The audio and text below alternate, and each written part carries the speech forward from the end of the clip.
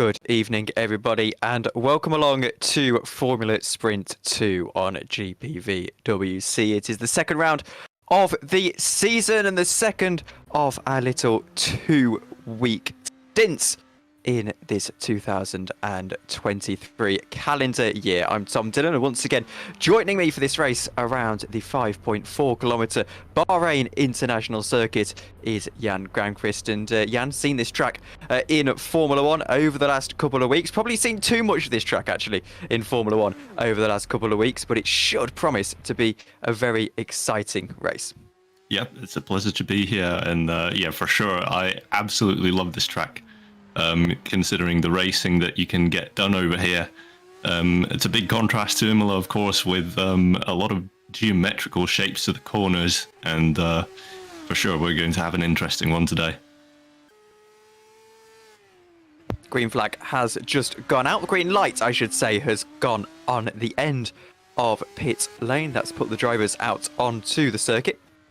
And I can tell you that the majority of the 31 we've got in the lobby for this evening are indeed out there right now on their outlaps. Chris Butcher, Dominic Schlabon and Brandon Roberts, the only three I can see on my live timing screen that are yet to make their way out of the pits. But everyone looking to get their first laps of these 15 minutes in very early indeed. And we know it's important, Jan, to build up tyre temperature at this stage, particularly in these Formula 3 style cars. Of course, not quite exact replicas of the real life Formula 3 cars, I should say, but it's important to get a few laps in, isn't it? Just to get that car nice and up to temperature and get yourself into a little bit of a rhythm. It's not like you can only do a lap on the tyre, let's say.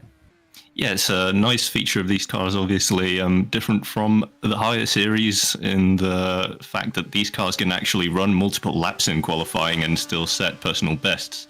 So we'll probably be seeing quite a few drivers attempting 2 or even 3 laps potentially on their qualifying attempts. Absolutely.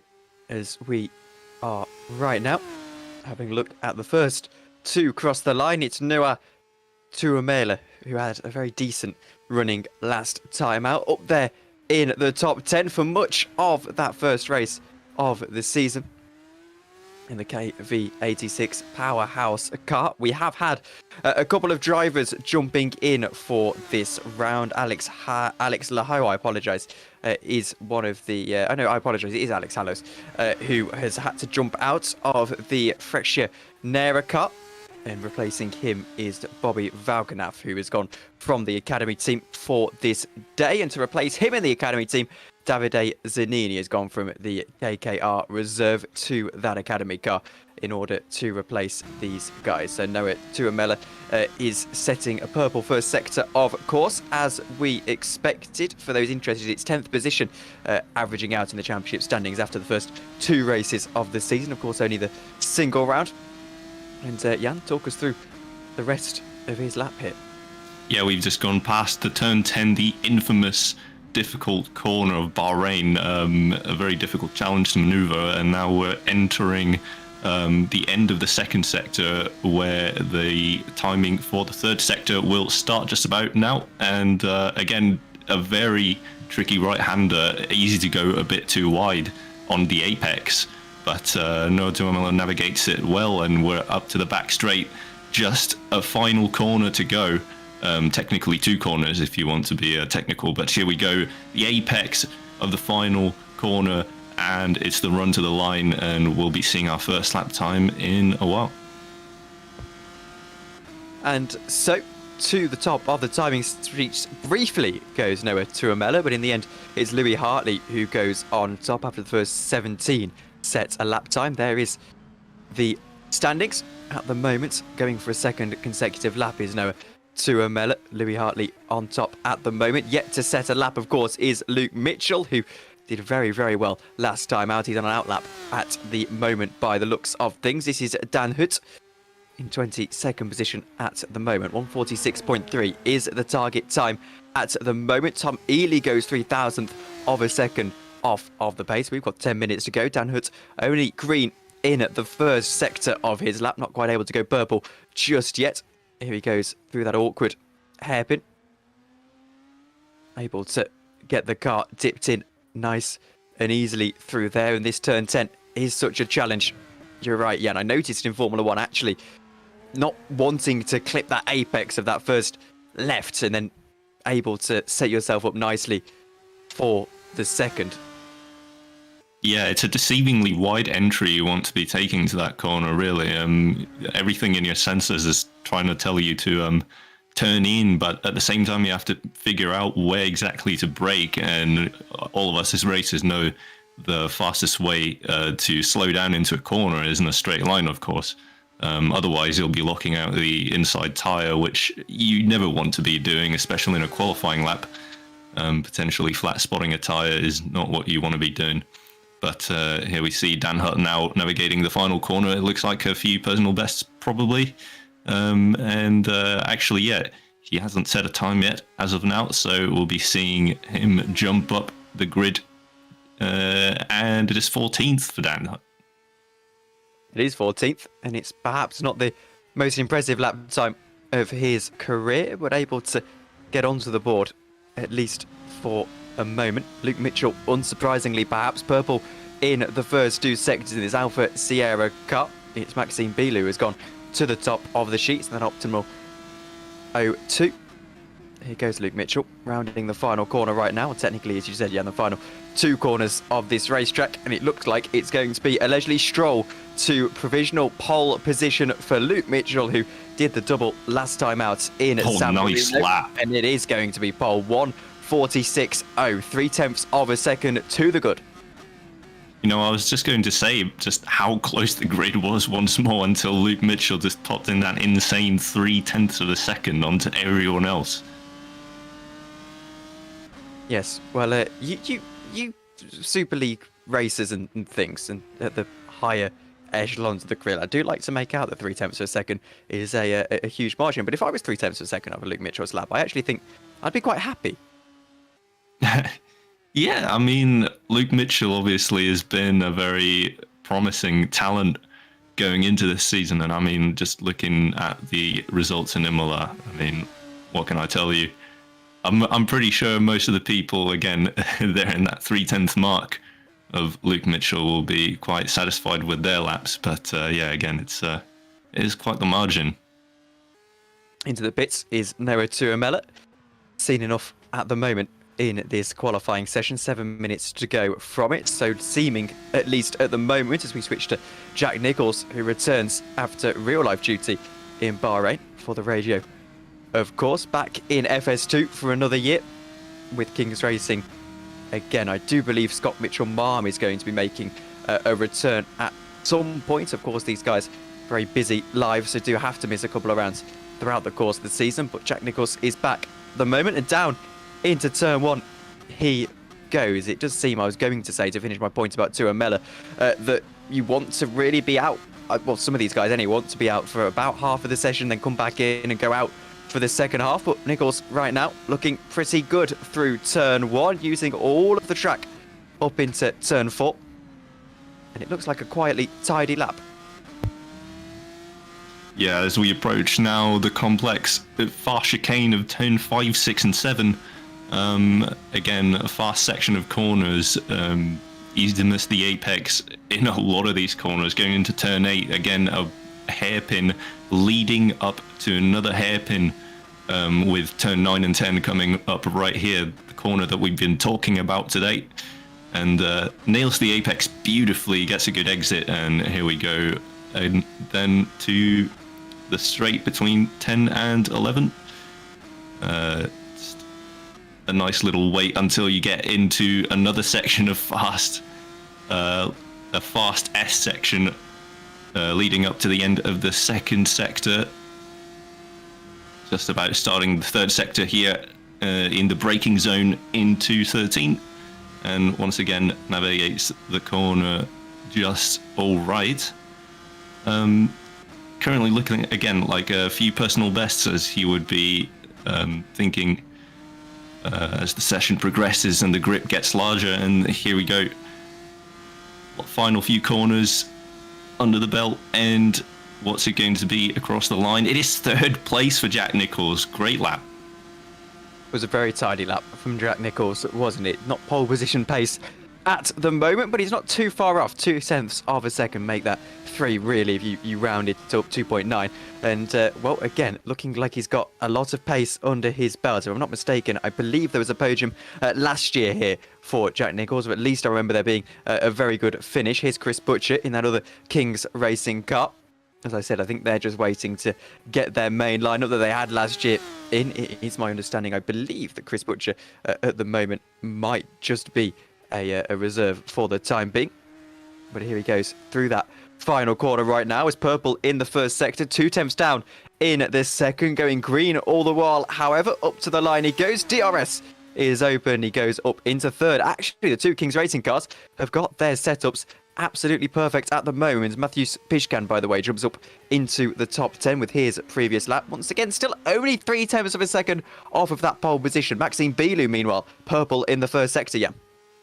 Yeah, to be honest, I'm not very too surprised with Chris Butcher's showing, of course. 0.2 still off to Luke Mitchell. Oh, and we get a big spin from Maxime Bilou, and that's that lap done, unfortunately. Looking like a pretty speedy one as well through Sector 1, but yeah, that's it for him, I'm afraid. But yeah, to get back on Chris Butcher, he was, funnily enough, supposed to be one of our rivals in the Super League before Nocturne snatched up Adam Maguire to their lineup. So Louis Hartley into the pits. The Scotsman, probably his qualifying session not over just yet. A lot of the drivers actually going into the pits at this stage. Craig Patterson as well. It's a little bit of a null period, actually, a dull period, certainly. Chris Butcher, meanwhile, is purple in the first sector. We're looking at Roy Ziffert for Red Ven Racing. Of course, Ruben Michele had a huge chance at this title last year, but it looks like this year again, Red Ven have decided to go for 2 separate drivers by the looks of things. I'm just actually referring to, oh no, it's Jon Dix who's the other driver in that car. 2 Germans for the Red Ven team who had a right stab at the Constructors' Championship last year, and if I'm not mistaken, did actually win it in the end. It was a close battle between them and Alpha Sierra. Alpha Sierra looking to potentially, Jan, have a bit of a stronger chance at it this year. I don't know. Obviously, we want to be waiting a little bit before we really make assessments of it, but Alpha Sierra and Red Ven maybe again this year? Yeah, I mean, basing off of Imola and right now looking at the timing sheets, Alpha Sierra look to be the team to beat with a strong lineup of Luke Mitchell and Massimiliano Riboli. But yeah, Roy Seifert actually had a very impressive showing in race number 2 in Imola. Almost getting the win, but yeah, then just about losing it in the second to last corner of the final lap. But here he is again, and looking to be quite fast in qualifying. Luca Tizano then, green in the first sector. I make that, looking at my screen, 0.3 of a second off of Luke Mitchell's pole position pace at the moment, but he is improving on his lap time, which is right now around the 1:47 mark, almost exactly up through the sweeping right-hander he goes. Don't want to clip this curb on the inside, can spit you out very, very quickly indeed. Touch the curb on the outside, don't want to touch that one either. It's a well-kept slide, but not going to matter because that's that qualifying lap over. Here's Luke Mitchell, yellow in the first sector. Poor first sector from him, perfect second sector, 1/10 of a second up on his current best lap time. Luke Mitchell, 0.2 of a second is the gap right now. What can he do across the line? It looks like he's going to go not faster by the looks of things. Only he does ever so slightly, only about 1/10 of a second, 45.9 he goes. 200ths is enough to get him 0.3 of a second ahead of Roy Ziffert in second. Yeah, keeping that 0.3 margin just beautifully again, showing, asserting his dominance to this field in qualifying, but again, qualifying isn't quite yet over. Still 1 more minute to go as the track is now at its optimal for qualifying. People looking to set their fastest laps as the clock runs down. And here we have Roy Seifert approaching the end of second sector. What will it be in the timing screen? Oh, it looks like he's a bit down, so it won't be an improvement just yet for this lap, but we'll see what happens next lap. We will. He'll get chance to get one more lap in. He's got 37 seconds to go in the qualifying session. So it'll be halfway around his next lap that he's going to jump. Well, he's going to hit the checkered flag. But Luke Mitchell is into the pits. He won't be continuing on in this qualifying session. Once again, as we see, sometimes with Luke Mitchell, he likes to go off and get a drink a little bit earlier than everyone else. Though obviously, we'll wait and see whether that works for him. Obviously, he's happy with that 45.9, getting that lap in before everyone else. Here's Maxime Bilou, the Canadian, jumping across the line, goes into second, actually. A very impressive lap for Bilou. And he's got one more to go by the looks of things. We'll see if he continues on or if he is out of fuel. But with a 1/10 of a second improvement, he could very easily find himself on pole position, Jan. Yeah, that was a very impressive last lap from Beaulieu to put himself into second, and within only a 10th and a half behind Luke Mitchell. So certainly he's also showing his true fangs now at the end of qualifying. And we'll see as he now sets another purple first sector, approaching now turn 8. A very tricky right-hander, and navigates through it just beautifully. And now we get to the real challenge of this track, turn 9 and 10. Can he do it without any further mistakes? Yes, and it's a beautiful exit towards 11. Waiting to see. Oh, when he seems to have stopped. He's back off that lap. Here's Chris Butcher. I was about to mention he's purple in the first sector. It's a little bit of a battle between him and Roy Ziffert, who also only went 9,000th of a second slower in the first sector than Butcher. It's going to be between Ziffert, Butcher and Mitchell for pole position then at Bahrain. The checker flag is out. It's 0.2 of a second off of Luke Mitchell's pace for Chris Butcher into that second sector. Let's see what they can do across the line. We know Mitchell's first sector wasn't particularly strong. Tyres coming to him later on into this lap. Butcher through the final 2 corners at this Bahrain International Circuit. What can he do across the line? 45.9 is the time to beat. Chris Butcher crossing the line. Raboli goes third. Butcher goes into third as well. Bumps Raboli out of the podium positions. Ziffert only was able to go 400ths behind Luke Mitchell, but it is Luke Mitchell, unsurprisingly, from the pits once again, your pole sitter in Bahrain. Yeah, look at that. The gaps actually came down really close, maybe even uncomfortably close for Luke Mitchell. But fortunately for him, he's pole just by 400ths of a second, and I'm sure he's happy with that. Waiting for the last couple to cross the line then. And we'll see if there are any major jumps up the field. Bobby Vaganov on reserve duty today in the fresher Nera car. Unable to improve dramatically. 16th position for him. That will be the end of his qualifying as well. In fact, him and Thylin, the last couple across the line. I think Thylin might actually have just crossed the line. 1:47.3 was his best lap time in the qualifying session. We'll get your results in just a moment's time. And Jan, I'll give you the honours of taking us through. Yes, as we see the results of qualifying here, we have Luke Mitchell, once again, pole position for him going into Bahrain. Roy Ziffert, a strong showing in qualifying as well, in second place, with Chris Butcher in third. Massimiliano Riboli takes up fourth, with Maxime Beaulieu in fifth. Jack Nichols in sixth, with Tom Ely in seventh. In eighth, we have Louis Hartley, Mateusz Piszczan in P9, and Mikael Tuomala rounding up the top 10. In 11th, we have Dan Hutt. In 12th, Florian Haase, Magnus Ockenhaug, Seva Panasenko, Jörn Dix round up to top 15. Bobby Vaquinov in P16, Noah Tuomala in 17th, Craig Patterson, Tom McCoyvonen, Luca Gray rounding off the top 20.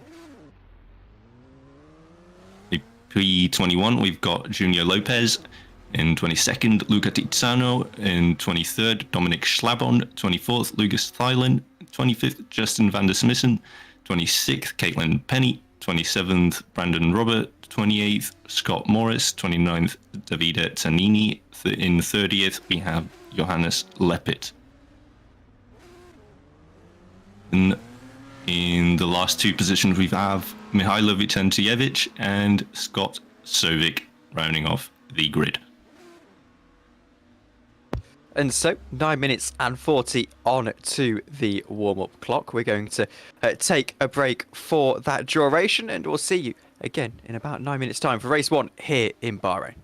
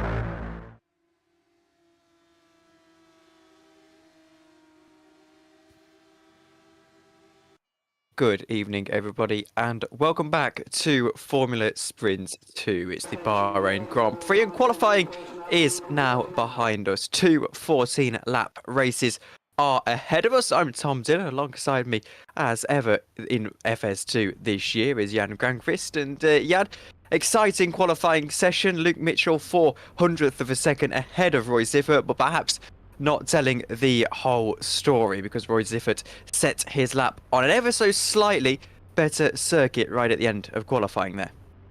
Yeah, for sure. But as we saw, the grid was, again, very tightly bunched up. So in terms of raw pace, is looking to be a very exciting one as we head up to the grid with the people. All the drivers loading up their setups and doing their last few checks before we head up to the warm-up lap. 32 will take the start. It looks like Mihailo Vishentuvic and Scott Sovic are jumping into the lobby. I don't think we saw Scott earlier on in the session, but other than that, it's the same grid that did take to that qualifying. We're underway for this formation lap, and Jan, I think we've got the grid. Yes, as pole position, we saw just now Luke Mitchell in pole position with Roy Seifert in second place, Chris Butcher in third, and Massimiliano Riboli in fourth. In P5, we've got Maxime Beaulieu, Jack Nichols in P6, Tom Ely, Louis Hartley rounding off the top 8. Natus Pischan, Miguel Duamala in P9 and 10, Dan Hood in 11th, and Florian Hazer in P12. Magnus Ockenhog in P13, with Seva Panasenko starting alongside him in P14, Johan Dix, Bobby Vaquinov in P15 and P16. Noah Tuomala in 17th, Craig Patterson in 18th, Tommi Koivunen in 19th, and Luca Gray rounding off the top 20. Junior Lopez in P21, Luca Tizzano in 22nd, Dominic Slabon and Lucas Stylin in P23 and 24. Justin van der Smissen in 25th, Caitlin Penny starting in 26th, Brandon Robert in 27th, and Scott Morris in 28th. As for the last few cars, we've got Davide Zanini in 29th, Johannes Lepit in 30th, Scott Servik in 31st, and Mihailo Vicentievich in 32nd.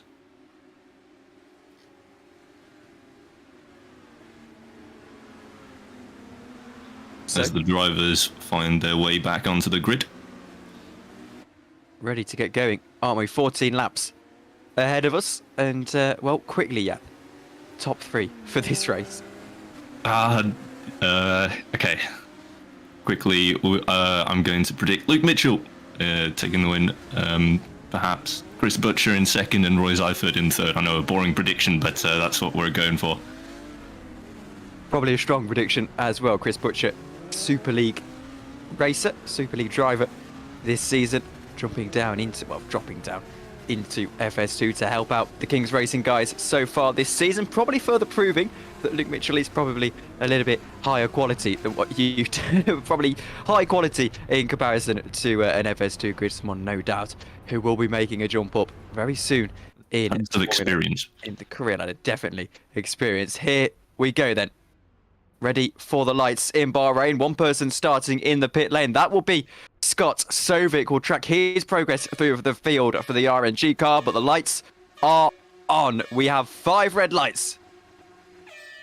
And it's lights out and away we go in Bahrain. The green flags are flying and it's Chris Butcher with a flying start into turn 1. Massimiliano Riboli has got off the grid very well as well, but not better than Roy Seifert, who's overtaken Luke Mitchell down into turn 1. He's now under pressure from Chris Butcher down the inside. Butcher looking to the outside of Luke Mitchell, not quite able to find the space, and Riboli in the end has to go back down into that 4th position. Mitchell now defending the inside. Chris Butcher goes to the inside anyway up into turn 4. Here he goes down the inside on Luke Mitchell, looking for that position.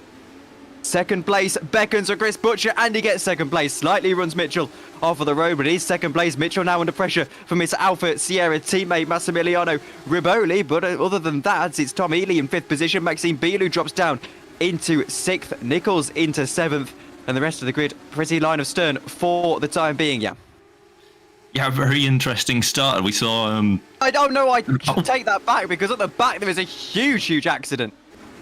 I don't know who's involved. Didn't quite catch that myself, but yeah, we see a car spinning there without a rear wing. Who's that? I believe it is Craig Patterson. It is, yes, it is Craig Patterson. The Privacy One Esports car turned around without a rear wing. I don't know if we're going to be able to get a free play of that, but I hope so, because that was a massive accident and quite a huge commentator's curse as well. But here's Tom Ely trying to attack Massimiliano Riboli. Of course, DRS won't be enabled for the first couple of laps of this race. Lap 3, we wait for that to get switched on, but a huge accident early on in this race. It's Roy Seifert who leads, then Jack Nichols looking to get himself up into 6th position, not quite able to find the room for that one. Yellows fly in sector 2 as well as we head around to finish off this first lap. Not too sure what's going on. I would suggest it might just be that car that went round. Luca Thielen has come into the pit. Craig Patterson, of course, ducks to the pits as well do a couple of others. Down the inside goes Jack Nicholls into turn 1. I think he might just nick that 6th position off of Maxime Bilou, and he does.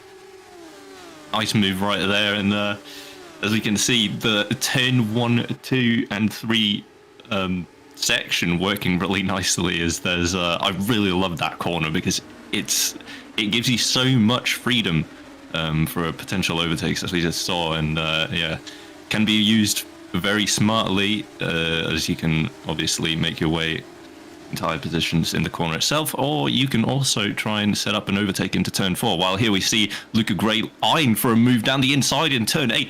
Wow, okay, that was unexpected, but he gets the position in P15, and yeah, nice moves happening all around the grid. Here's Sebastianenko as someone further back. I think it might have been one of the optimal cars onto the dirt for a moment, or the abrasive surface that is actually the same as Paul Ricard at this Bahrain International Circuit. What it's simulated as in the game, I'm not too sure, but that is what is on the outskirts of this track. It's not quite dirt. It's Roy Siffer at the moment in the lead of this race, 5/10 of a second from Chris Butcher. Luke Mitchell, despite setting the pole position lap time, is third at the moment and losing touch ever so slightly on race pace. Massimiliano Riboli is finding himself under a little bit of pressure. Here goes Jack Nicholls thinking about a move up into 5th position on Tom Ely. Not quite able to find it just yet. Puts a little bit of pressure on that priority 1 number 5 car, who sits in 5th position at the moment. For how long will he occupy that top 5 spot? Because here goes Jack Nicholls. He'll have to go to the outside, you'd think, unless Ely's going to choose to defend the outside. Nicholls to the outside, then nicks the slipstream off of Massimiliano Riboli. Around the outside, he swoops into turn 1 and might, despite the slide, makes contact and not able to get through on Ely. He holds onto the car. That was an aggressive defense. Yeah, it's a very aggressive defense coming out from Tom Ely, but so far it's been working, still keeping Nicholls behind. But for how long is these two are really driving right to the edge of the track then in the main straight. But yeah, Massimiliano Riboli now getting away with it a bit easier, as he was leading that small train. As here we have Junior Lopez looking for a move into turn 8, just as we saw a few laps earlier, a car looking down the inside, looking to be quite a good overtaking spot for these cars. It is indeed, and then through goes Junior Lopez into 20th position. He won't have the DRS though down this back straight at Bahrain. Might have his 20th position under threat here. Back to the inside we go, and Lopez might just lose out that position. No, he holds it around the outside. That is very, very impressive stuff at the moment. Still trying to hold on to this 20th position, and he has to defend the inside once more. His teammate looking to follow him through, but it's not quite going to happen for the KV86. All this off onto the dirt again in the background. I don't know what happened. It looks to be all fair in Love and War. I think Caitlin Penny might have been involved in that. I think I saw the blue flash of one of my cars. He's Butcher to the lead of the race down the inside. He's going to go DRS ablaze for Chris Butcher. Fastest lap of the race to boot as well. And to the inside he goes. Ziffert is going to try and hold on to that first position. This brings Luke Mitchell back into the fight, but it puts a King's Racing car into the lead of the race at Bahrain. Yeah, it's really kicking off at the front right now as we see DRS wide open for the two behind. Chris Butcher now heading into turn 4. Will Roy Seifert try and risk it around the outside? Potentially no. He plays the longer game and sees Luke Mitchell as a potential threat to his position as well. So these three have to now think about how to pick their fights, because obviously they have Riboli as well in P4 and that train of cars with Tom Ely and Nicholls a bit further back. So if these three start battling too hard, of course it's going to bring the pack behind a bit closer. So we'll just see how this evolves, but right now it looks like these three are really kicking off this battle.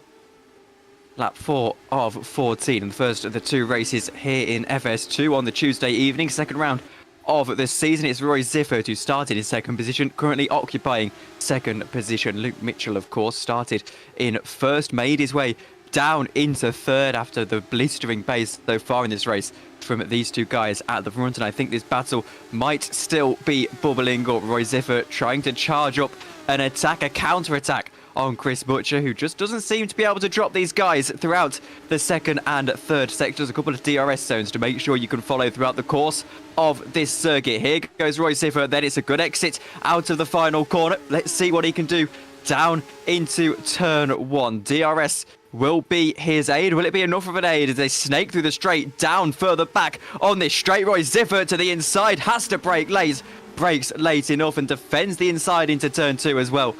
And that will be first position re-obtained for Roy Ziffer. We'll question quickly whether there's going to be a counter-attack from Chris Butcher down into turn 3. Turn 4, they go. I'm not too sure what you call this on the track map, but Chris Butcher gets himself back up into third. Does he? No, he doesn't get into the lead of the race. Mitchell might just follow him through, and he goes into third. There was contact between the two of them. Not ideal.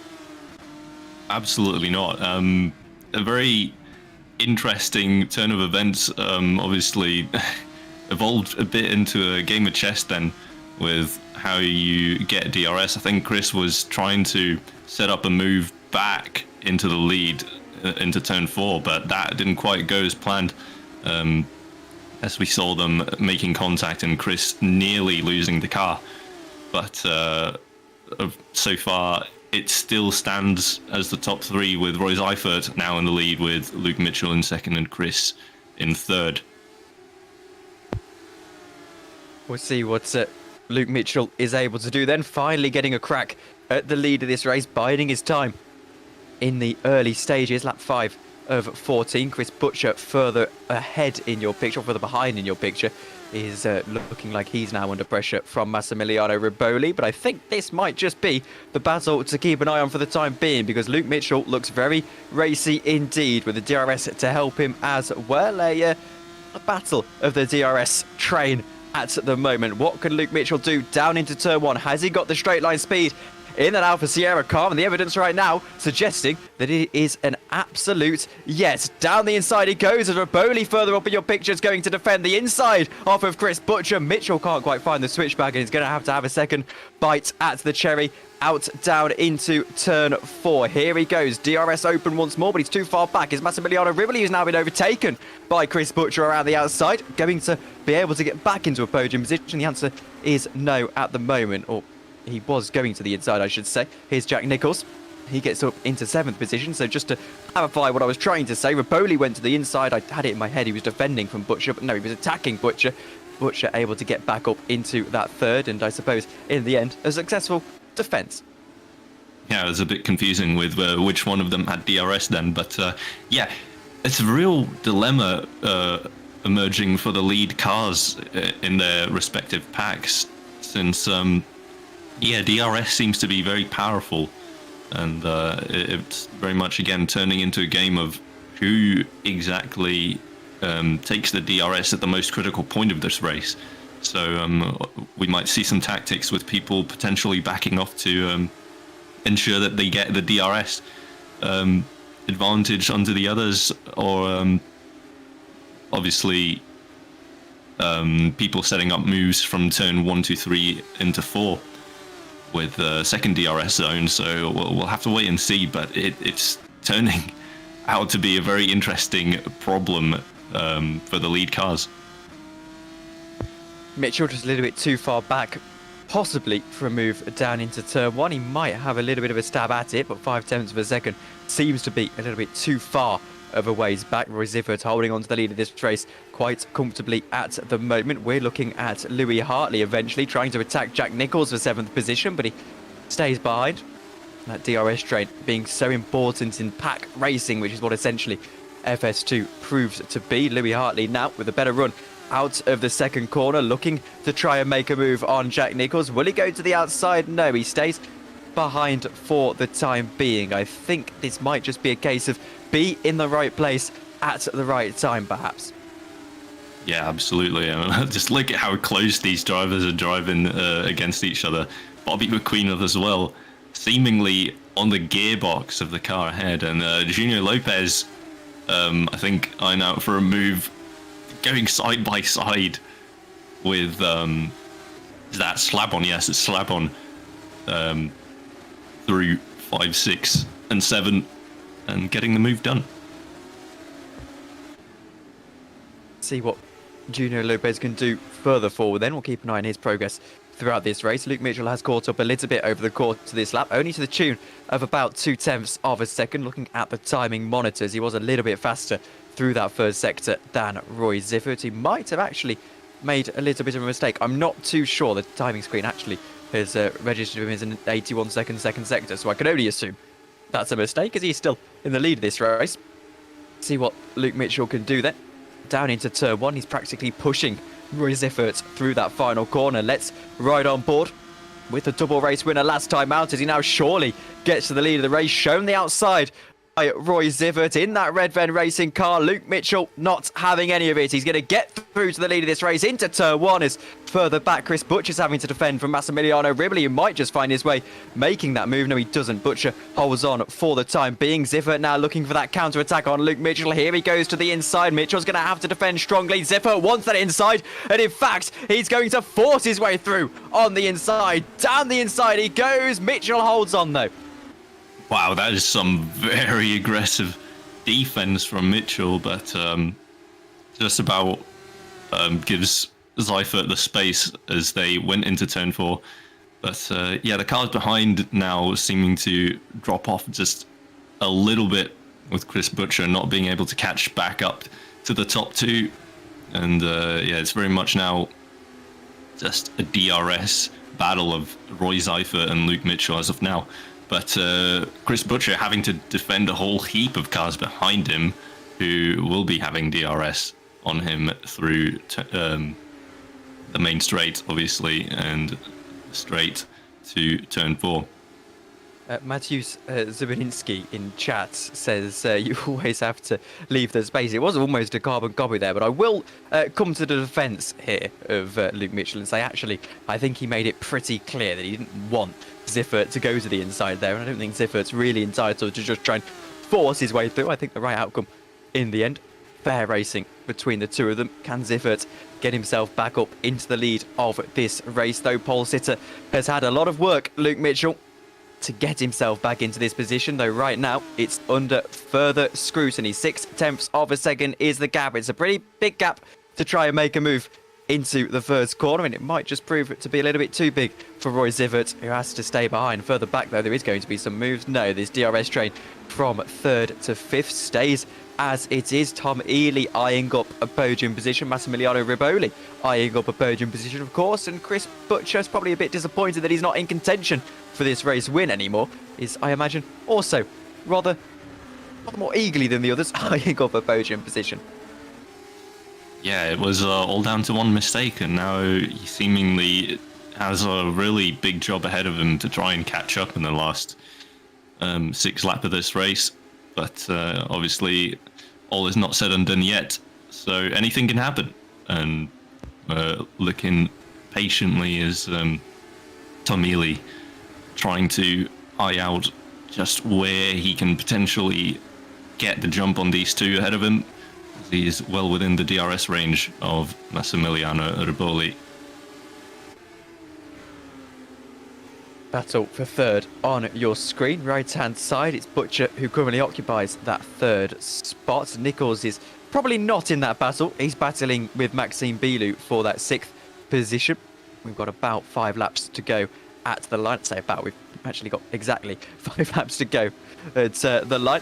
And it is Ziffert and Mitchell continuing to battle away for the lead of this race. And actually, Ziffert has got back past Luke Mitchell on this lap. I didn't catch that move as we were watching the other guys go on through. Was this a little bit of gamesmanship from Luke Mitchell? A mistake, perhaps, or something of that description? It was 48.4 in the 2nd sector, so I would suggest there it was a mistake. Yeah, Josh Downing says wide at turn 10. That would make sense. 5 laps to go then. Will he make amends for that mistake down the inside into turn 1? No, he rather sensibly doesn't go for the dive bomb on that occasion. We're going to have a mighty old run out of turn 2, you would think. DRS will be open for Luke Mitchell on this occasion. Can he get himself through into turn 1? Here he goes. Turn 4, I should say. No, he can't. He has to stay behind for the time being. I sense maybe a waiting game with yellow flags flying in sector 3. I think we know who's jumping down the order, but not able to switch to them. Tommy Kuvian here looking for 15th position. Looking for 14th position, I should say. And of course, both of these guys in reverse grid contention. And Kubian stays behind at the time being. For those perhaps new to the series, reverse grid is a random place from 10th to 15th. It changes every single race, and obviously we wait to find out confirmation on that during the warm-up session. Yeah, it's a good system in place to stop those from deliberately trying to eye out a position from race 1 to then get an advantage into race 2. But here we see, again, these three in the DRS train of Chris Butcher and Massimiliano Riboli now seemingly falling back slightly. And Tom Ely now giving him the hurry up, as you can see just how close he is going into the back straight. So definitely eyeing out for a move now, as people are starting to get the move on, as it's only 5 more laps to go. 4 more as we cross the line. Luke Mitchell as well now looking for a move, very likely. As just look at how close he is in the DRS zone to Roy Seifert. To the inside goes Seifert, and Luke Mitchell around the outside. Can he outbrake him, or will he set a move into turn 4? They're going side by side, wheel banging across turn 2. Roy Seifert to the inside. Now going into turn 4, Luke Mitchell on the outside. Who's going to break later? This is a contest of who's got the bigger balls going into turn 4. Luke Mitchell around the outside. Can he keep it? It looks like Roy Seifert just about gets the move done. And Luke Mitchell will have to look for that move another lap. Eloquently put, yeah. Down into turn 4. It's Luke Mitchell just that little bit further behind. He was forced out wide, wasn't he? 3 laps to get the job done then when we cross the line. Dominic Schlabon here looking to find his way into 19th position. There's contact further ahead. He's going to pick up the pieces of all of that debacle. There's a car. It's the KV86 going off into that corner further back. Luca Gray is involved in the incident. There is a car stopped. I think it's a wheel disconnection. No, it's one of the KV86 cars. I'm sure it is. We're looking at Luca Gray trying to pick up the pieces. Schlabon's in 19th position, trying to get that move and that position back. 18th is what he is aiming for at the moment, but that was bizarre. Yeah, it's I mean, very likely someone missed the breaking point right there. I didn't quite catch what exactly happened there, but yeah, at the point that I managed to look, it seemed like someone might have locked their tires and I mean just plowed onto the pack ahead.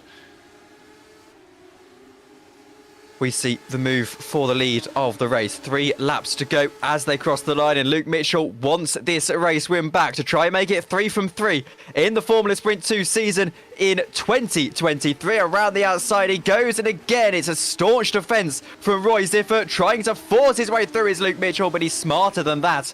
And onto the curb he goes on the inside of turn 1. That will just take the fire out of that move for the time being, and in fact he falls out of DRS range. That could be crucial throughout the rest of this race. He needs to get back into DRS range as a matter of urgency. This is the battle for 7th position. 7th currently occupied by Jack Nichols.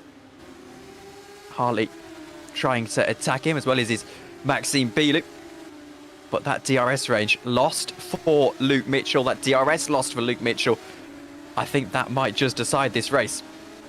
Yeah, that's a big one, actually. He's lost a lot of time from the attempted move into turn 1, and now Chris Butcher even seems to be an equal length behind Luke Mitchell, so it's anyone's game now, considering obviously mistakes, I guess. But in terms of what it looks like right now, Roy Seifert is in a very good position to win this race as of right now. We'll have to wait and see, but that battle probably bubbling up. Luke Mitchell needs a very, very strong penultimate lap to get himself back into DRS range. Lap 13 will be the call as we get across the line. This is that battle. Tom Ely has gone past Massimiliano Riboli now as well in the second DRS train.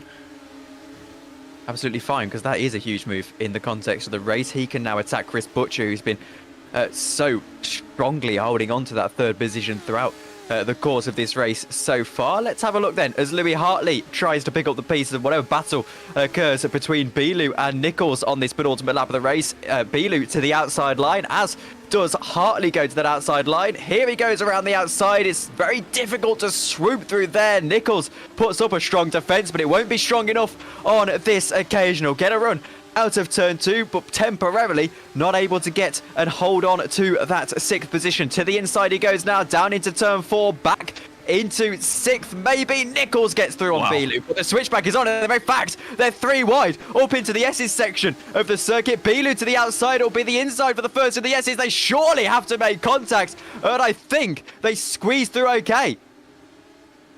Oh, it's a tight one going into turn 8 in the braking zone. More contact made. But it looks like Bilu will be keeping his 7th place as for now, and we're on the second to last lap.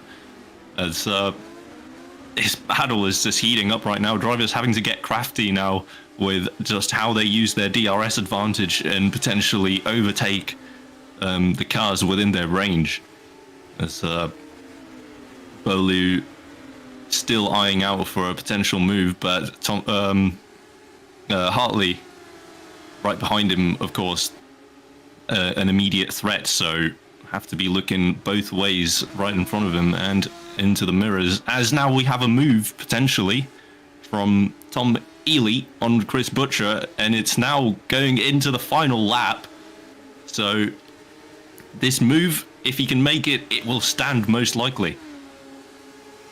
Let's wait and see. Tom Ely eyeing up a podium position. It's Chris Butcher who currently occupies that 3rd spot. It looks like the lead of the race is decided. Here goes Ely for that podium position. It'll be his first podium of this season. Can he find his way through? He does, and he does it so well indeed. Butcher has to turn to defence against Massimiliano Riboli, who now senses this 4th position. Here he goes, looking for 5th, looking for 4th. Outside he goes, trying to get the swoop Massimiliano Riboli, but that Alfa Sierra car has to stay in 5th. Roy Ziffert, in the meantime, looks like he's going to hold on to this race lead, barring something spectacular happening on this final lap. This is that battle for 6th once more. Bilu in 7th. He's being attacked by Louis Hartley at the moment. What I think is Ziffert who might just win this race, yeah. Yeah, very good move from Tom Ely to get for the podium contention, but all is not over yet. So we still have a DRS right into turn 11, but it looks like Ely might just be far enough ahead, but they're very close together. But Roy Seifert definitely 1.3 seconds ahead of Luke Mitchell as they head now towards the final corner. But this battle is still heating up. Could Chris Butcher set something up for the final corner? It's unlikely, but it could still happen, as he's having to go a bit defensive. Tom Ely has to, but I don't think he has to worry about it too much anymore as they get past the final corner. And here we have your race winner of Roy Seifert. Roy Ziffert wins the race. They'll drag race a little bit to the line, but it's going to be Tom Ely who gets that 3rd position from Chris Butcher on the final lap. Louis Hartley has to finish in the end in that 8th, and it's a bit of a battle between Johan Dix and Ockenhaug for that 11th position. Matthews Pishkan in 10th in the end to round out that top 10. This is a slight battle going on between Turumela and Dominic Schlabon, but it's not too important for that 18th position at the moment. So I can tell you then that it's Roy Ziffert who wins the race from Luke Mitchell, from Tom Ely, and everyone else crossing the line at the moment. Great results for Roy Ziffert. Got that lightning start, and I think that was probably, I would argue, Jan, where he won it. Yeah, definitely. Very good race from Roy Seifert. Definitely deserved. And Luke Mitchell, after showing up almost dominant in the first stages of qualifying, has now been beaten in the race. But also have to mention Tom Ely. What a great attack on the last few laps. Definitely thought about how to make his way through, how to maximize his position from the DRS train that he was stuck in for pretty much the whole length of the race, and then now just managed to snatch the podium. Well, yes, he definitely I had to think about that one, but we've got the race results, which, well, seems to be your delegated job now, Jan, and we'll get those up on the screen in a moment. I've decided, after last season, not to touch them, so take it away. So here we have your race winner, Roy Seifert in P1, with Luke Mitchell and Tom Ely rounding out the podium. Chris Butcher, Massimiliano Riboli in P4 and P5. Jack Nichols, Maxime Beaulieu in P6 and P7.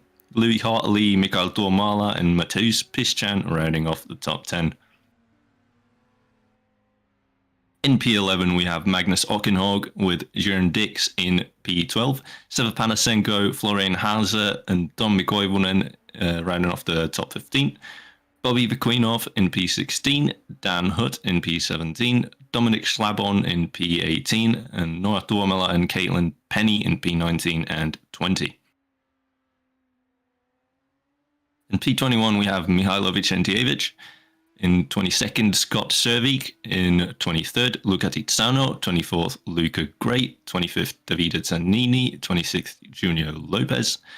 In P27, we have Brandon Robert. In 28th, Johannes Leppert. And then we have the DNFs of Justin van der Smissen and Scott Morris. And as for the last two cars, we have Craig Patterson and Lucas Thielen.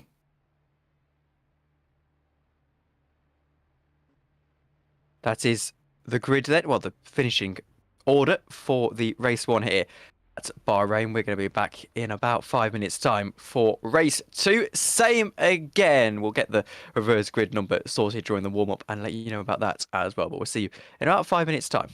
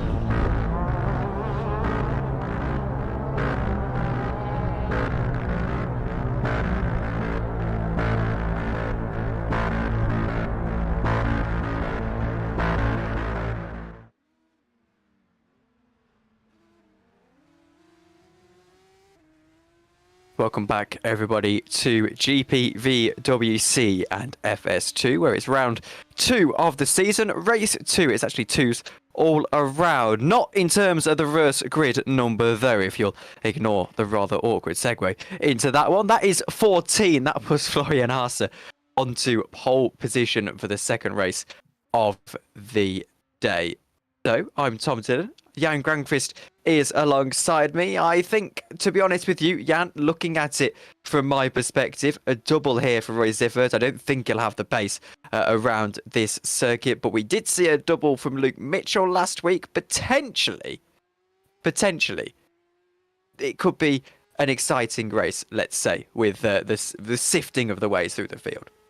Yeah, I'm really looking forward to this one. As opposed to Imola, you get a lot of freedom and how to do your moves, how to set up a move. Again, the most glaring example being turn 1, going into turn 4. Those two straights give you a lot of chances and a lot of lines to take and potentially make your way through the grid. You just have to get quite crafty with how you use your DRS, how to pick the best lines and so on and so forth. But yeah, as it is a reverse grid, we'll have to see just who gets the smartest with that. We will indeed. We're waiting to transition over from the warm-up session at the moment. So if you are just joining us, it's a reminder that Roy Ziffert did win the first race of this evening. I was almost at the first race of the season, then I completely forgot that this is indeed round 2. Bahrain seems to be a favoured season opener for a lot of leagues I've seen recently, following suit with Formula 1. So it's weird that we go Imola, then Bahrain, and follow like almost the Formula 1 calendar through from there. It's a little bit off-putting. It is a bit off-putting, but I mean, still nice to have it here in the early bit of the season, as it's definitely one of the better tracks for racing. Yeah, looking forward to seeing action here in Bahrain. Looking forward to it indeed. I would suspect they're trying to apply the various batch scripts and things as we wait to officially transition over still. It's a bit of a long wait. I haven't seen a lobby restart in R-Factor. Well, not R-Factor. Obviously, I've seen a lobby restart in R-Factor 2 before, but I haven't seen a lobby restart in GPVWC before. So hopefully there are no minor gripes with this game. I mean, sometimes it can just be a case of it doesn't want to transition over and you have to sort of give it a helping hand through. I imagine you've seen a few R-Factor 2 hiccups through your life, Jan, but we can fill for a moment. No major problem at the moment. Roy Ziffer finished 7th and 2nd in San Marino. I mean, are you seeing this pace as a one-off, or maybe he's actually, I'm not going to say late after only round 1 of the season, but a little bit of a surprise championship contender springing up on us at round 2?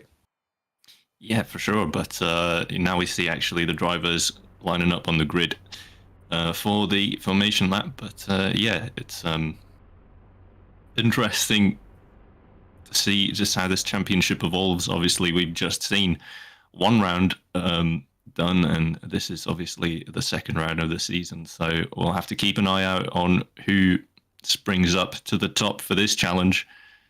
And as we wait for all of the cars to jump up to the grid so we can start our formation lap. We do indeed. It's taking a moment here. I think everyone raring to get going, though, in the beating Bahrain sun. It is live weather, mind you, so it is actually it is evening conditions, I should say. So it is 25 degrees ambient, 46 degrees track, so the guys aren't having to fully manage all of their tyres and things like that. Though I say it's live weather, I want to say that FS2 doesn't actually run the rain plugin, not that it would exist at Bahrain anyway. But I'll stop waffling and I'll let you, Jan, take us through the grid. Yes, so here we have the reverse pole for Florian Hauser in first. So Sever Panasenko following in second, Jörn Dix in third, and Magnus Aukenhog starting in fourth. Mateusz Piszczan in fifth, with Mikael Tuomala starting beside him in P6, Louis Hartley in seventh, and Maxime Berlieu in eighth. Jack Nichols and Massimiliano Riboli rounding off the top 10, with Chris Butcher and Tom Ely in P11 and 12. In P13 we have Luke Mitchell, Roy Seifert, the race winner of race 1 in P14, Tommi Koivunen in P15, and Bobby Vaquinoff in P16. Dan Hood in 17th with Dominic Schlabon in 18th, Noah Tuomela in 19th with Caitlin Penny riding off the top 20. Mihailo Vicentievich in 21st with Scott Servik in 22nd, Luca Tiziano and Luca Gray running off 23rd and 24th, with Davide Tannini in P25 with Junior Lopez in 26th, Brandon Robert in 27th with Johannes Lepit in 28th. As we get to the last few cars of the grid, we've got Scott Morris in 29th, Craig Patterson in 30th, with Lucas Thailand in 31st. So, similar to the last race, as, well, 31 cars now, one guy having dropped out of the session. Jan, as we get gridded up for this race too, top 3, do you think maybe that the guys competing for the last one are going to get up there? Oh, it's a good question. I'm definitely going to say Luke Mitchell has a good chance of rising up to the challenge, but I'm going to be rooting for my boy Magnus Aukenhog starting in P4 to hopefully get a good result. But then for a potential P3, I do not know, honestly. Well, I know Tom Ely had a big rise in the last race, so I'm just going to say Tom Ely. Well, I've got to back Mateusz Piszczan in P5 for that third spot. And you know what? I'll back him for the race win by pure heart, no head with that prediction. But anyway, 14 laps ahead of us. He was talking about how he was struggling with that front left tyre. So wait and see if that plays a factor later on into this race. All of the cars on the grid in Bahrain. Scott Morris this time in the RNG car is starting from the pit lane. We have the lights on in Bahrain. And it's lights out, and away we go for the second time this evening. It looks like it's pretty slow off of the mark for Sever Pasanenko in second position, but Florian Hauser stays in the lead of the race, holding on to that first down into turn 1, defending the inside further back like a rocket is one of the Scuderia Cap Clay cars, I think. They're Turo Marlow, but it is Hauser who leads them out of turn 1 and turn 2 now. Trying to attack the lead of this race is Sever Pasanenko to the outside. He has to go without the DRS available to him just yet. Here he goes, not quite able to find the space on this occasion. Switchback move though, as I think Matthews Pitchcan might have had an incident throughout the course of this lap 1. I think he has. He's fallen all the way down into 26th position. But it is Florian Hasse who holds on to the lead of the race. Yeah, very good start from Jan Dix and the second Red Ven car. Currently in P3, eyeing out for a move from these two in the top two. Florian Hasse keeping the lead in the first half of lap 1. Magnus Ockenhord dropped a position to Mikael Dormal actually going into turn 1. They were going side by side for most of that commotion, and Mikael Dormal seemingly coming out on top for now. But as we reach the latter half of the lap, Florian Hasse still keeping the lead, but still people very close together. Florian Hasse then in the lead of the race, as you mentioned, Jan. He's holding it on against Seva Pasenenko at the moment. Panasenko, I should say. I apologise. I always get it slightly mixed up in the heat of the moment. He likes to call himself, as we mentioned last broadcast, and I'll mention it again, he likes to call himself Seva Pancakes. So maybe we'll just go with that to avoid all confusion. Going forward, Jan Dix is in 3rd position. There was a bit of support for him in the YouTube chat going into the second race of this evening. Let's see if he can go down the inside into turn 1. He can, in fact. I think he's going to send it for the lead of the race. Well. He will send it for the lead of the race. He'll only get second out of it, but that was a bold move from Jan Dix on only lap 2 of the second race. Now they're making contact, bumping wheels. Oh my God, they're going 3 wide again. Down into turn 4, to the inside goes Jan Dix. It's going to be squeezing 3 wide to turn 4. Tuamala on the outside. Panasenko just holding on to second position for the time being. My word, that was incredible stuff. It's brought Jack Nicholls well and truly into the equation. It's here, Jan Dix goes to the inside once more, trying to make a move. I think further back there is Louis Hartley. Massimiliano Riboli is involved in all of it. Defending from Jack Nicholls is Jan Dix into turn 10. And I think I need a little bit of a breather after that half a lap. It's really kicking off now. As we started just the second lap, DRS hasn't even opened up for anyone, so this is just showing but yeah, DRS will be open just in the lap's time, and Florian Hasse still has managed to keep that lead, but my word, was it close going into the start of this lap.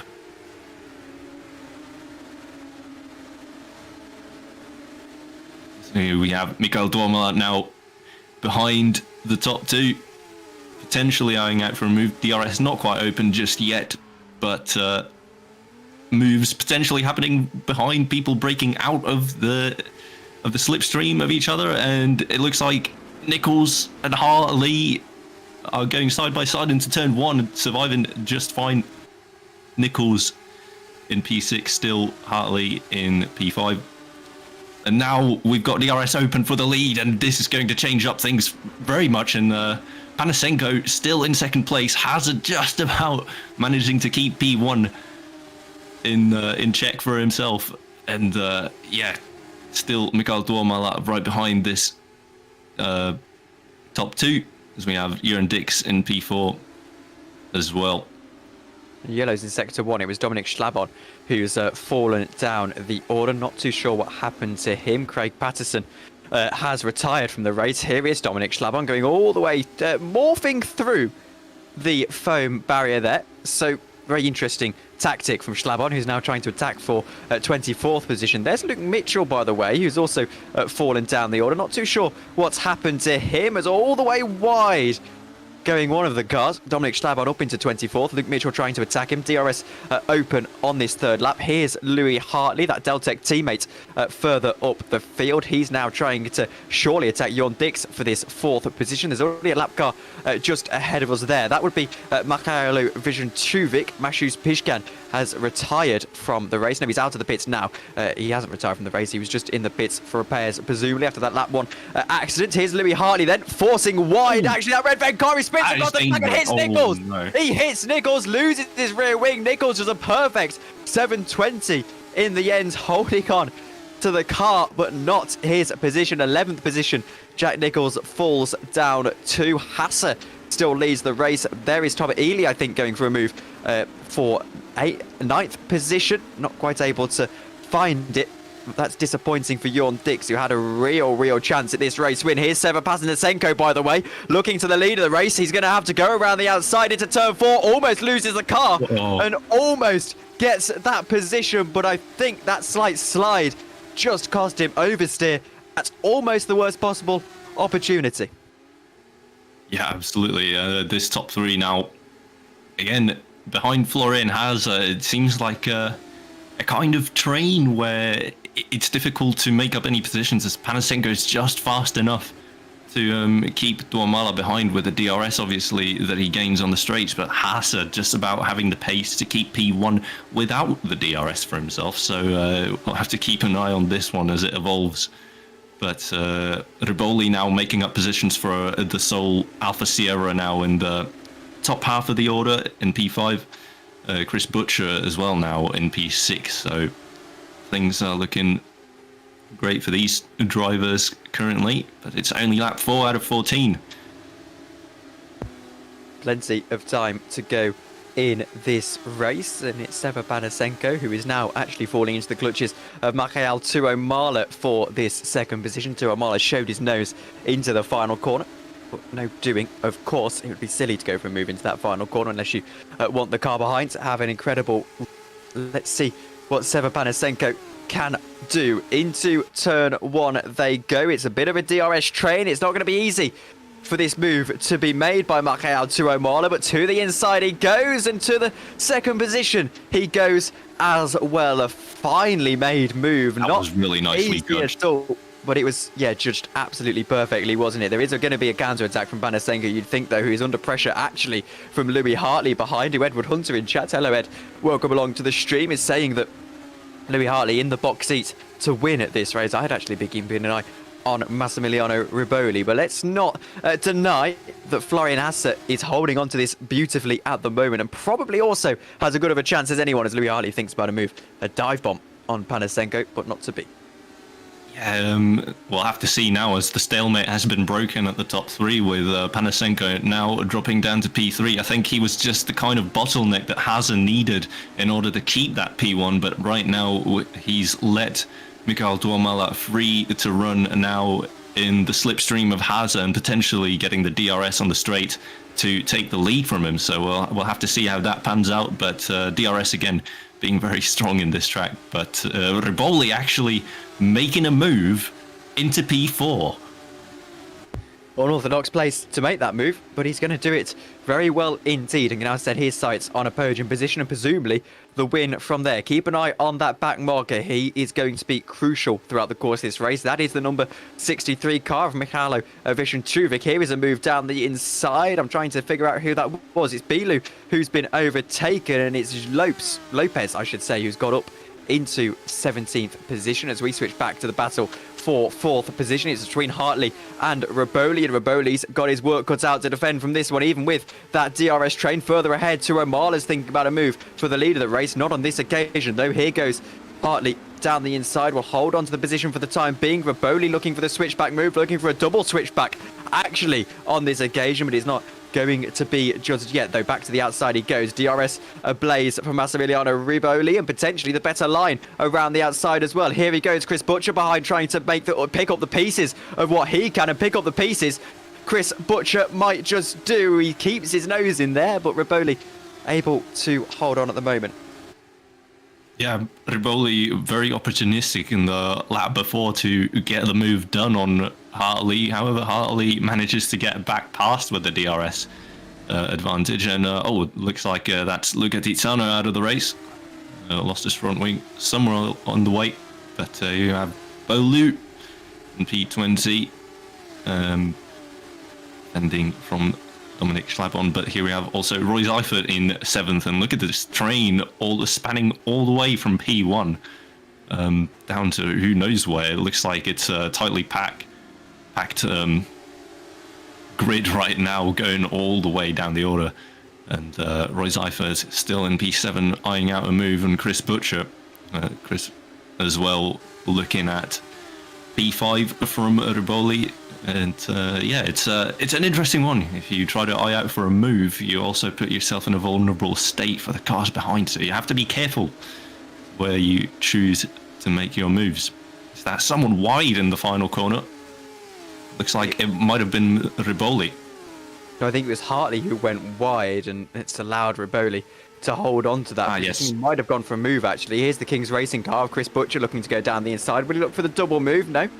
Sticks with his single, not getting greedy. In fact, will he even get the single? No. Hartley defends very well indeed, but Butcher will get an almighty run out of turn 2. In fact, he won't. He makes a slight mistake. Out of the third corner, it would be that little kink out of what we'd call turn 2, and now through they go turn 4. Louis Hartley still trying to attack Massimiliano Riboli. Not able to do much about it just yet. They're going to have to wait. Keep an eye as well on Roy Ziffer, winner of race 1, just behind Chris Butcher. These guys probably leaving a little bit too much to do, I'd say, into the second half of the race in order to have a chance at winning it. But they're definitely battling hard for this 4th position right now. Yeah, it's difficult. As you can see, a few bottlenecks emerging every now and then. I think Riboli was just outside of DRS for a moment there, but he's caught right back up to Panasenko in front of him. And here we have Roy Ziffer in all kinds of trouble after turn 10. We'll have to see what happens here with Aukenhog maybe on the outside, but not quite far enough alongside to look for a move. But now he is under pressure also from Tom Ely right behind him. So again, just as I said, people looking out for moves and they themselves becoming vulnerable to the cars behind. Tazano, Yorn, Dix, Scott Morris and Patterson calling it a day so far in the race. The 2 reading game cars are still running down in 24th and 25th position. Not an ideal day for them. Up 4 places, Michael Tuomala, who might just have a sense of an opportunity at the lead of this race. Here's Bobby Vakinov looking at 9th position and some very, very good points in this race too. Chris Butcher has got ahead of Louis Hartley. Vakinov not able to do anything down into turn 1 at the moment, and he'll have to wait yet another lap. We're rapidly advancing through this race. 7 laps to go in it. Bang on halfway through. Here's Louis Hartley. Chris Butcher in his sights, but not 5th position in his grasp just yet. Butcher holds on very well indeed. He's versed and good at defending Chris Butcher. You don't get to Super League without that, and obviously coming back down into this FS2 for what I can only assume is this race only. He's using all of that experience that he's got in Super League 1, or SL1 as it's now called, I suppose. And he's using it very well. This is Sever Panasenko, I should say. And he's actually really harming the chances of Michael Tuomala for this race win, who now has to do more defence than he does attack. Riboli is just behind. And I think these guys need to work together, really, because at the moment, Florian Hasse, despite not having a huge gap, is pulling away a little bit. I have to say it's impressive the pace that Hasse is able to keep consistently without making mistakes. He's acting as a sort of stoppage for these people up in front from taking the race lead and running away with it. It looks like Hasse might just have the ultimate pace at the lead, and the others are just following suit in the DRS train, making it a bit easier for those. But also look at the gap that has emerged from Chris Butcher just battling for a lap with Louis Hartley. It's managed to create a near 2-second gap between Panasenko and Butcher is now in trouble from the whole heap of cars behind him with DRS, and Butcher is now with a really big task ahead of him of trying to catch up to this train. Riboli into 3rd position then. That's a huge move. We'll wait and see if he can now have a stab at the lead of this race. I think he's looking good, actually, and I well, now going to have to rather awkwardly eat my words. Chris Butcher holds onto that 5th position once more, and well, 6 laps to go in this contest, and plenty of moves being made throughout this field. But Hasse now 0.3 of a second to Tuomala. Tuomala and Riboli having to do tandem duty ever so slightly. Tuomala, though, looking very racy indeed as we head up to the back straight, yeah. Yes, it's again a DRS open in this back straight, but you don't really get much out of it except just making it a bit easier to stay close to the car ahead of you. But yeah, I think the thing about the battles happening right now is people are having to be really smart with when to choose their fights. Obviously, You have to have the ego to sort of know that you can overtake them and keep up the pace to potentially catch the top cars. But at the same time, the DRS is just so powerful that you also just have to sort of weigh the risks and also just sometimes say to yourself, okay, even though I might be a few hundredths quicker than the car ahead, I must stay behind him not to lose that 1 second that is potentially to be lost in a side-by-side battle in this lap. And here we have now the top two potentially looking for a battle themselves with Duhamel now around the outside. Will he make it into turn one? They're going side by side. Duhamel banging wheels with Florian Haase. Florian Haase keeping the lead, but Riboli now coming up right behind Duhamel, but not being able to find a way through as of yet. And it looks like Duhamel actually is without the DRS in this instance, but the order stays the same. But the battle is heating up. It is at the moment, as we see now Robert trying to get down on Tommy Courvier into turn one and spins him around for good measure as well, down into 23rd, not replicating the extravagant heights of his teammates at the moment, who falls within 0.6 of a second. That's frustrating for those guys, I think.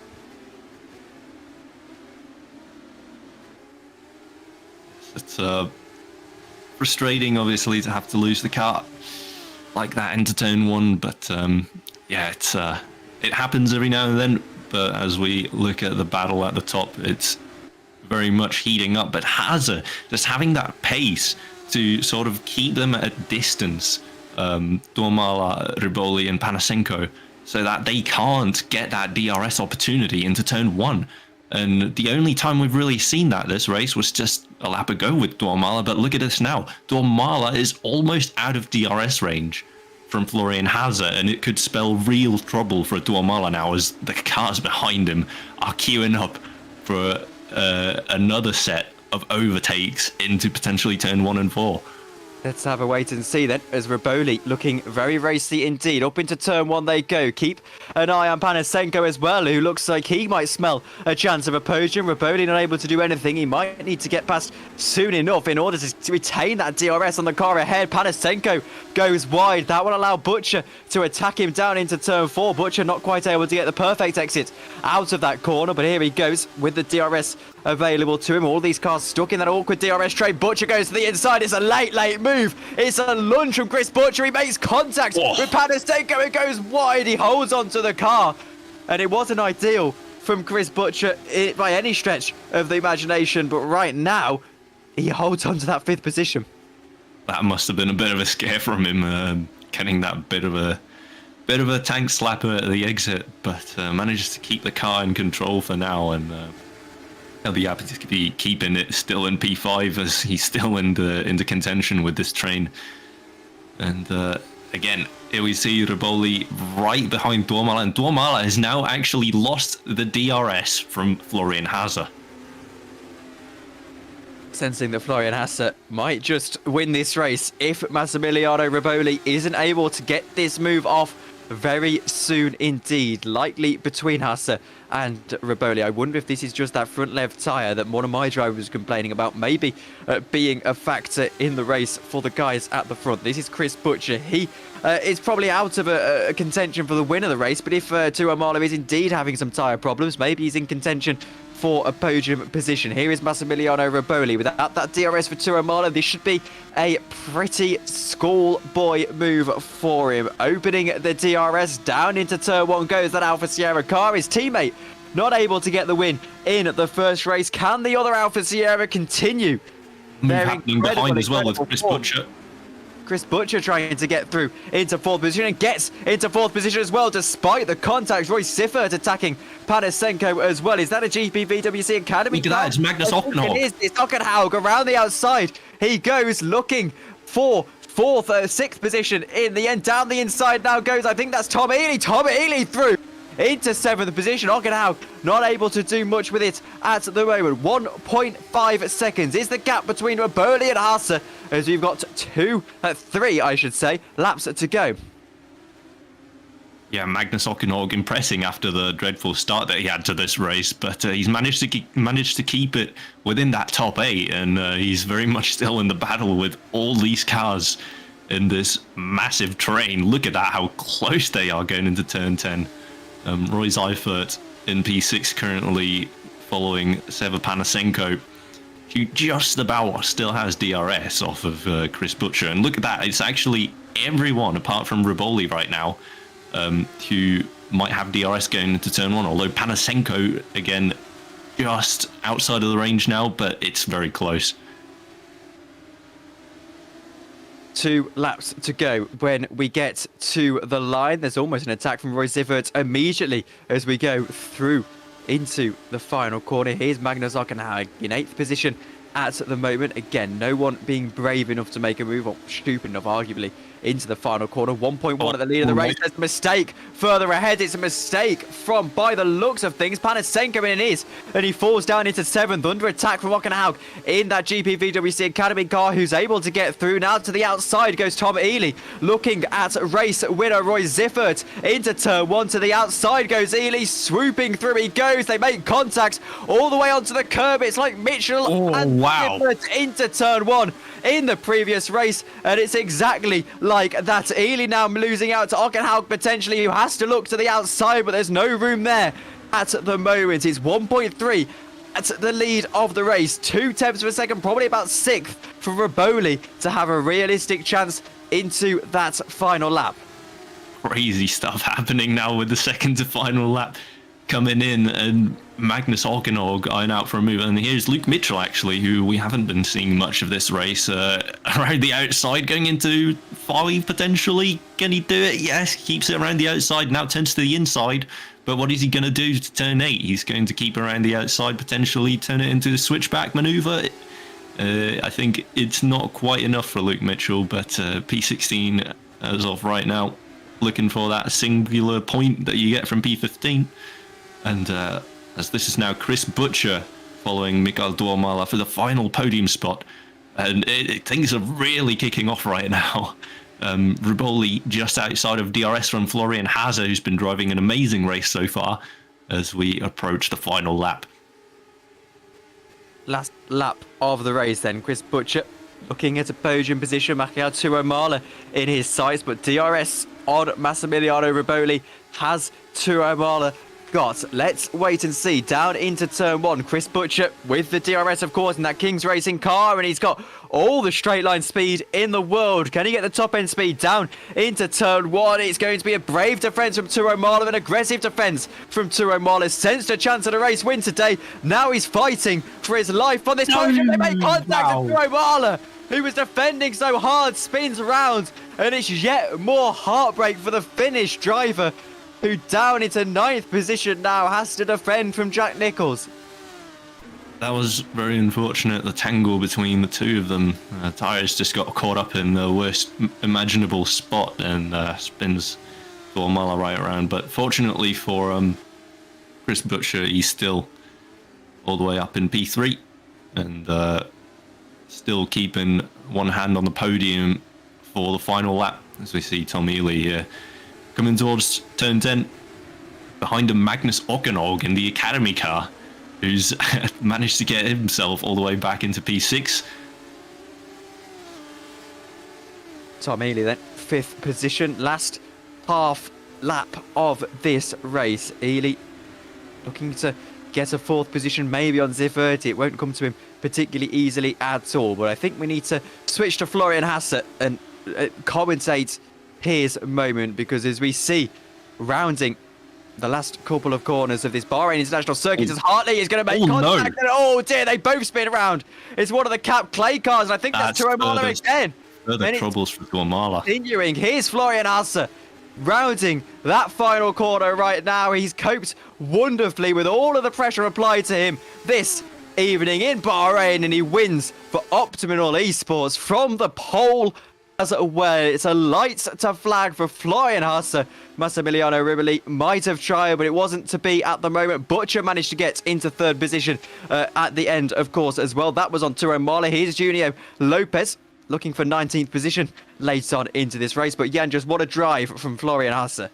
Absolutely. Very well done from him, and absolutely deserved. He was able to keep that pace at the top of the grid and never really looked back, even with the occasional oh, what's happened here? Junior Lopez missing his breaking point just slightly. Oh, and that's a spin, but I think Junior Lopez, with a bit of sportsmanship here, might be letting Bo Liu finish ahead of him.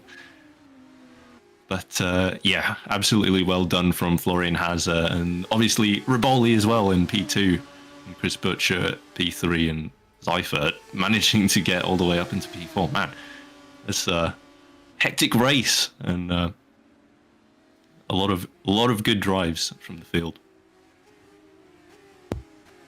Well, I'll let you, Jan, once again, unsurprisingly, do the honours of the race results, which we get up in just a moment's time for you. But the big news, of course, being Florian Haase with that pretty incredible right to flag victory in Bahrain.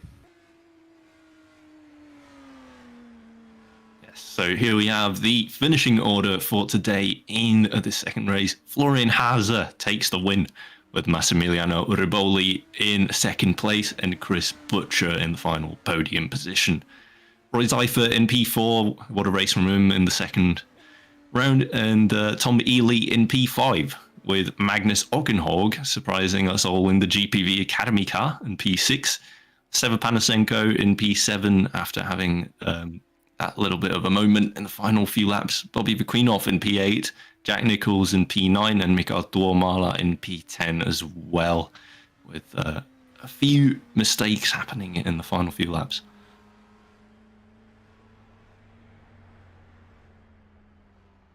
Noah Tuomala in P11 with Louis Hartley in P12, Luca Gray, Scott Sovic, and Luke Mitchell rounding off the top 15 point scorers for today, and Davide Zanini in 16th, Dominic Schlabon in P17, Johannes Leppert in 18th, Maxime Beaulieu in 19th, and Junior Lopez in P20. In 21st, we have Brandon Robert in 22nd, Caitlin Penny, and our first classified DNF of Dan Hood, Tommi Koivunen in, I guess, shared 23rd with a DNF, according to the graphics here. Mateusz Piszczan finished the race, however, a lap down, so he counts as a race finisher, but in P25. And then as for the rest, they are DNFs, with starting off with Mihailovic Antievich, Lucas Thylin, Luca Tizzano, Jörn Dix, Scott Morris. And as for the last two cars, last car, we've got Craig Patterson.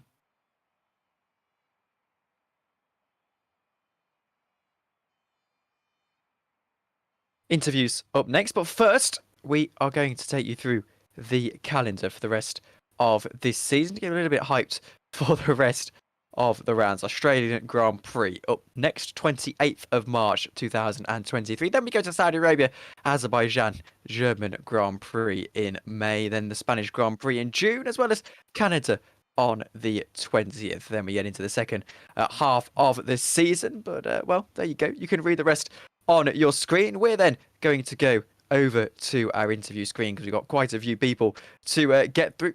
First of all, I think that man has to be Luke Mitchell, who was so close to the win in race one. Luke, not quite to be in the first race of this afternoon, but the second race didn't quite go any better. Didn't see what happened to you there. What did happen?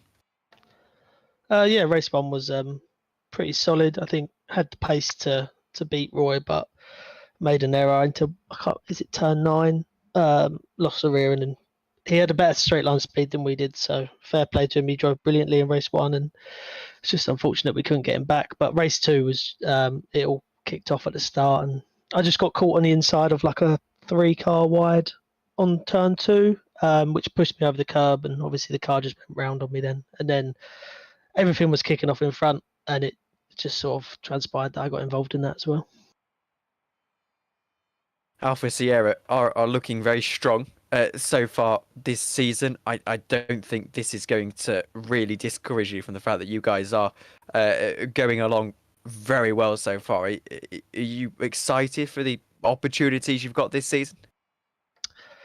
Yeah, I mean, as bad as the result was for myself, I mean, we didn't have a lot of time to get the setup right for Bahrain just because of our personal lives, but we still had the pace to win. And I think if there was a couple more laps, I don't know if Ribbley was catching Florian, but I think he could have won the race, and we definitely had the pace to do better. And I think we'll be strong for the rest of the season. So it's a small blip, but at least we managed to still score some points with both cars.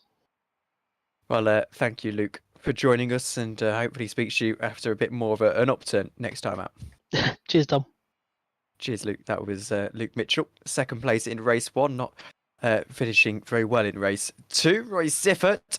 Next, Roy, first win of the season. I don't recall you winning before race 1 in GPVWC FS2. Correct me if I am wrong, but a very strong drive to hold off Luke Mitchell.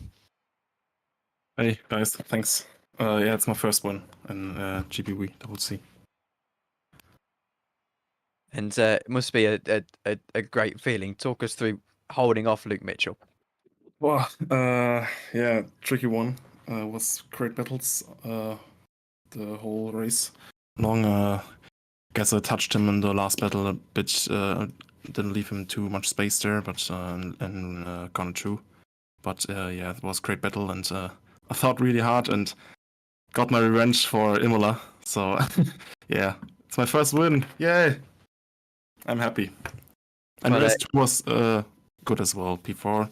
I don't know if somebody got a penalty up front.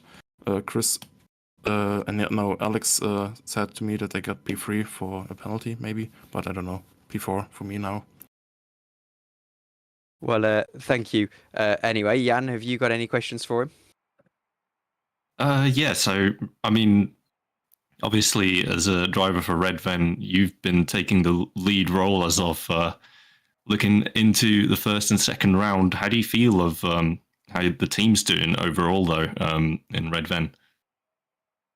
Yeah, I guess on pre-season we didn't have the pressure from Steven to finish again P1 because we all know Ruven and Steven are way quicker than Jörn and myself. But yeah, he told us that we want to have good races and of course fun. We got some progress from pre-season to round 1 and then to round 2.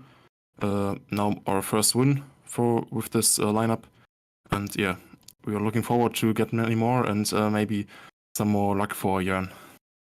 Yeah, absolutely. It's been looking good for you guys so far, and thank you very much for coming for an interview, and big congratulations for your first win. Thank you. Danke.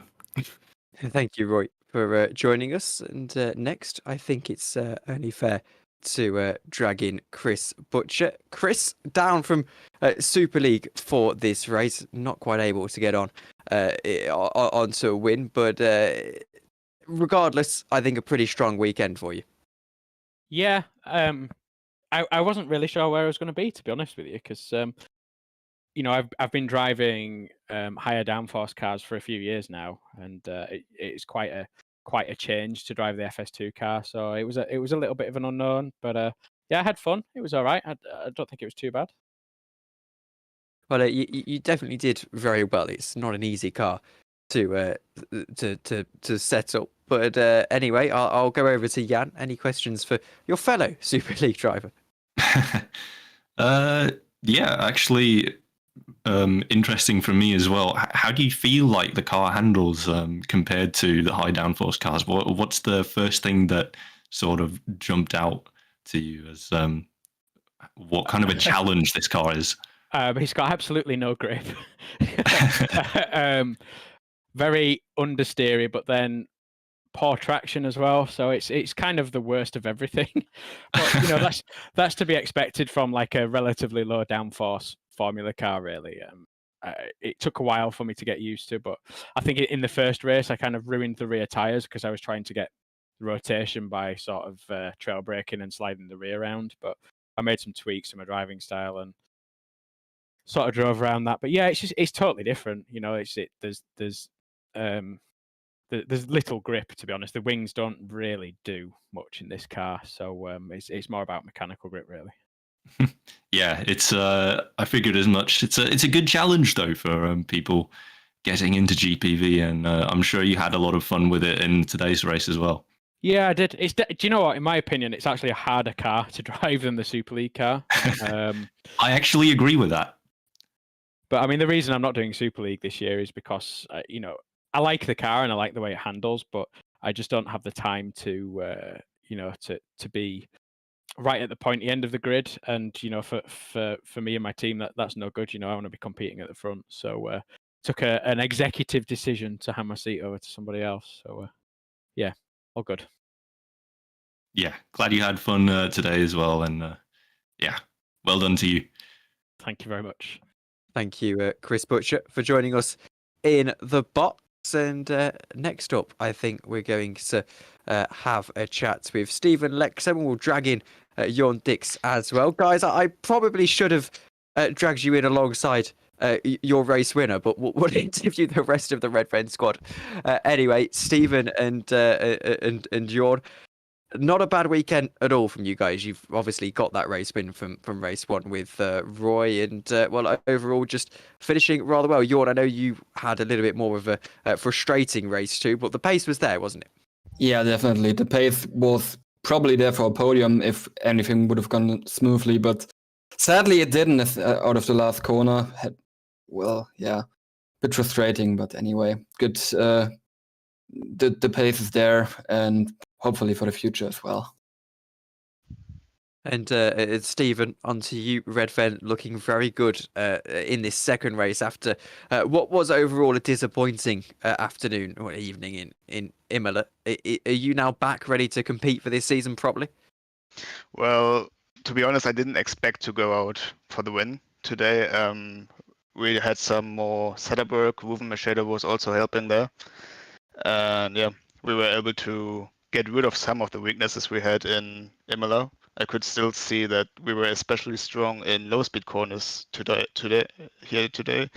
but we were struggling a bit in high speed. So there's still a bit of work to do, but it's looking quite good. A little bit unlucky for Johan in race 2 with a little server leg, but yeah. Apart from that, I'm very, very proud on both of my drivers. They both improved massively compared to race 1. And yeah, let's see how much points we can get for the rest of the season. Yeah, well, thank you guys for joining us in the booth, and we'll speak to you soon. See ya. See ya. Cheers, guys. That was the Red Fen crew. The rest of them, anyway, after a pretty decent weekend for those guys. Jan, before we round out the stream, I'll ask you for your closing thoughts. Yeah, it was a very, very interesting race to follow this time, and I definitely had fun commentating today. And yeah, big congrats to all the races today, every driver today that I looked at was doing a great job, in my opinion, and not too many silly stuff happening out on track, and I think we can be satisfied with this round. Well, thank you everyone for joining us. Make sure to join us in Australia in 2 weeks' time, 28th of March for that one. But of course, racing continues in GPVWC Thursday. We have got FS1. Then, of course, it's SL2 next Tuesday, and then SL1 on Thursday after that. So packed racing as ever. I've been Tom Dillon. He's been Jan Granqvist, and from Bahrain, we thank you all very much for watching, and we'll see you all later. Good night.